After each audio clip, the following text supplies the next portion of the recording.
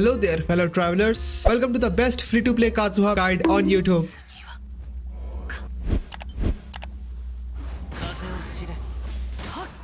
That's what you get, mother.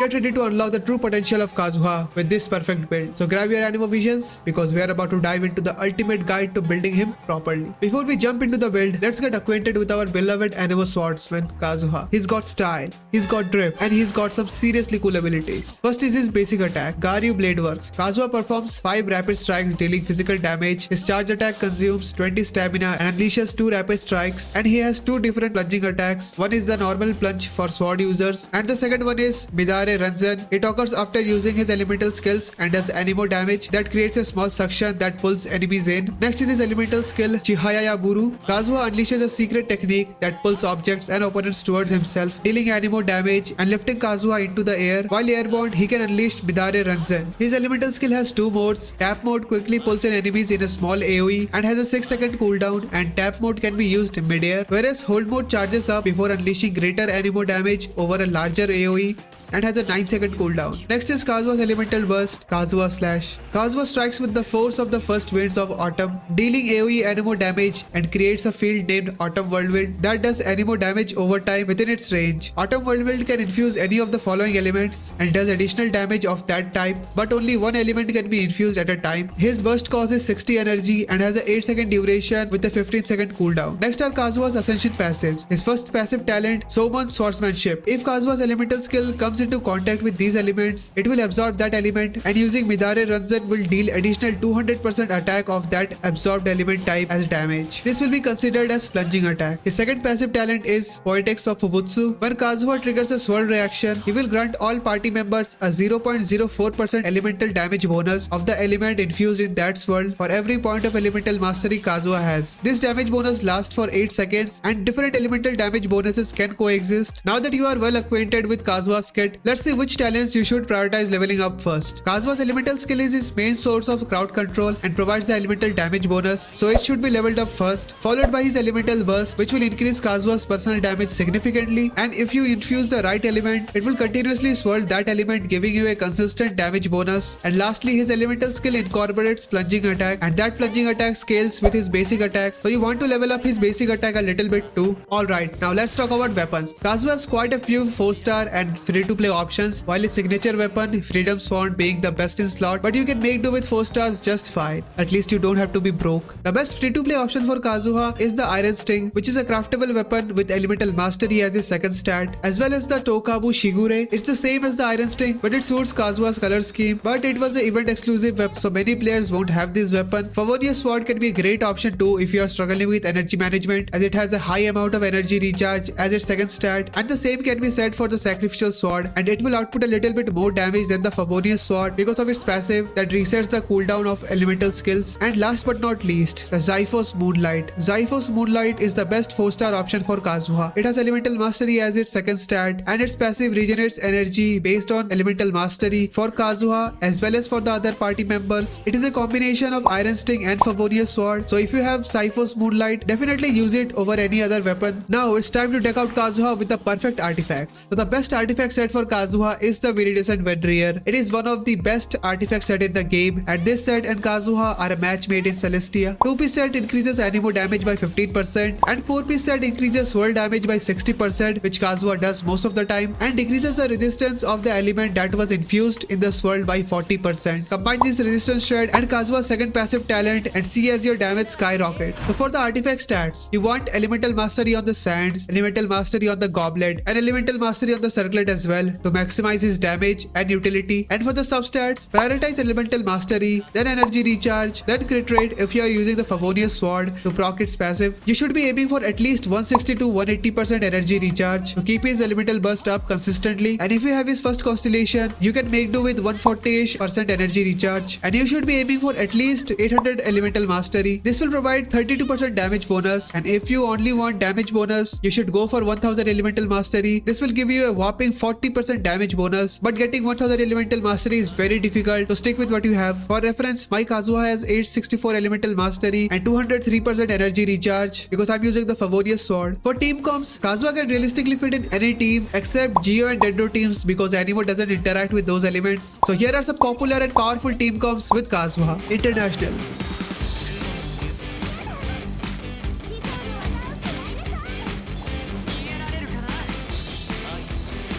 Raiden Hyper Carry.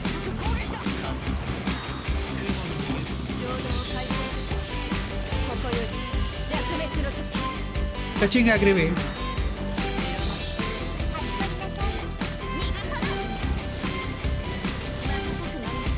Ayaka Freeze.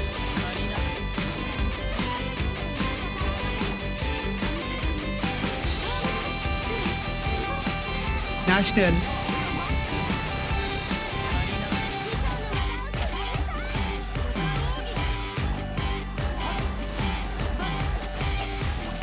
Ayato Hyper Carry.